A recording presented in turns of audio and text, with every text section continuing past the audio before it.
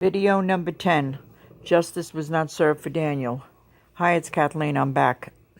Before I get into the video to talk about the obstacles that continue to affect my son's move back to Brooklyn into a group home residence, I need to comment on all the recent publicity out there today concerning the women in the Me Too movement that are coming out of the woodwork to seek justice from the men in power who inflicted the alleged allegations of pain and suffering on them.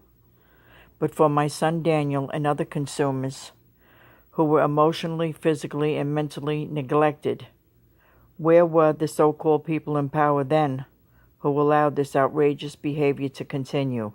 Where is their justice and day in court? At the conclusion of my videos on Justice Was Not Served for Daniel, I will continue my journey for justice for our most vulnerable children and my son's legacy of love, faith, and hope. If my videos 1 to 9 do not stir up enough attention to the people out there and their families who are struggling to keep their loved ones safe, then I will find another way to reach them. There's no doubt about that. I need these videos I just put out to go viral. Please help me do this so lives can be saved. Dr. Vincent Fusella stated to save one child's life is to save the world.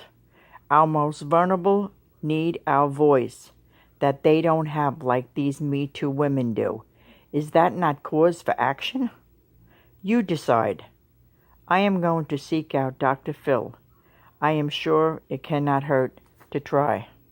I also want to give a shout out as to why nursing homes are continually being advertised on TV and social media concerning abuse. Why not also group homes that house our disabled, young and old? It was now 1 month into Daniel's move back to Brooklyn. He was still adjusting to new staff coming and going. Before he moved into the new residence, I had asked the manager of the building to please think about doing spot checks on my son due to the change of protocol in staff, not having a room-to-room rotation like he did in the past. This new one-on-one would leave Daniel alone at night, without supervision except for staff. One evening, the 2 staff members, man and woman, I had taken over from New York City, were working the evening shift. The woman 3 to 11, the man 11 to 7. I would call my son every night the same time before bed to check on what was going on during the day before he went to bed. I made the call to him around 10:45 and asked him if he was doing well, the usual questions. Then I would ask to speak to the woman's staff. Daniel said she left. He was alone. I stayed on the phone with him for 45 minutes until I heard the manager in the background stating to my son, "Where is staff?" She took the phone from Daniel and stated to me she was floored that Daniel was left alone. I know she was very upset and apologized over and over to me.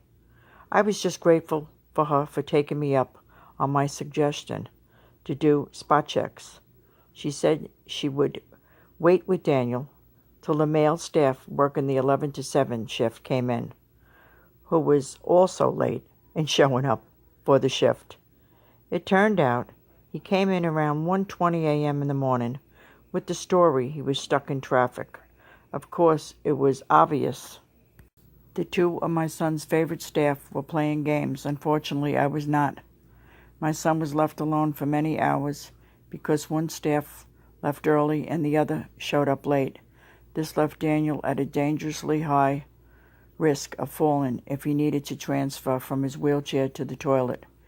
It was another reality check for me to know these behaviors by staff were not going to be changed while these same bad apples in the administration were running the show. It was heartbreaking to see my son hurting, to know his 2 favorite staff members did this to him.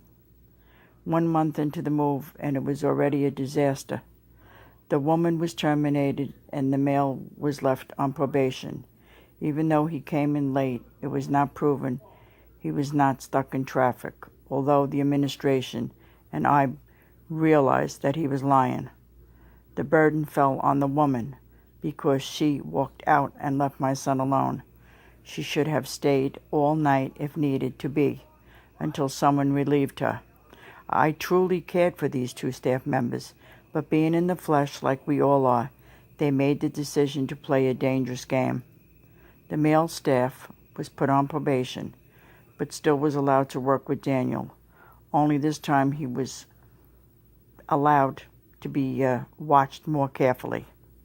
It was very disappointing, but I went along with the decision. It was now going into Daniel's second month into his new move. It was August of 1999 when the favorite staff member came in to do the 11 to 7 shift again.